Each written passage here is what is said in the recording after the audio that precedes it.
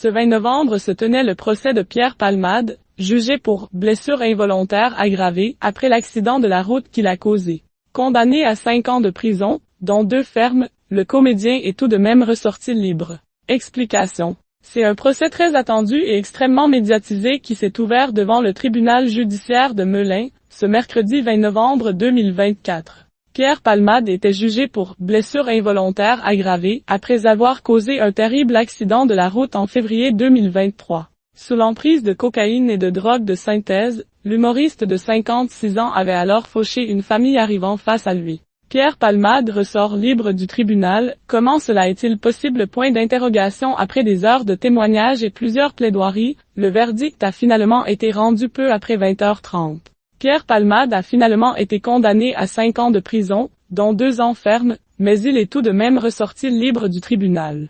Vous serez très prochainement convoqué par le procureur de Bordeaux, ville où il habite désormais après avoir quitté Paris et vendu sa maison de Célie-en-Bière, NDLR, qui déterminera la date et l'établissement pénitentiaire dans lequel vous exécuterez 2 ans de détention, a précisé le magistrat à l'acteur à la fin de l'audience. En effet, sa peine est associée à ce qu'on appelle un mandat de dépôt à effet différé, un procédé mis en place par la justice française pour éviter la surpopulation carcérale quand le prévenu n'est pas jugé dangereux pour la société. Le comédien est donc placé sous contrôle judiciaire pour le moment et sera prochainement convoqué devant le tribunal de Bordeaux pour connaître les conditions exactes de sa détention, et la prison dans laquelle il purgera une partie de sa peine. Car même si Pierre Palmade décide de faire appel, il a 10 jours pour le faire, il risque bel et bien de passer par la case prison, même dans l'attente d'un second procès. Pierre Palmade passera-t-il un jour par la case prison?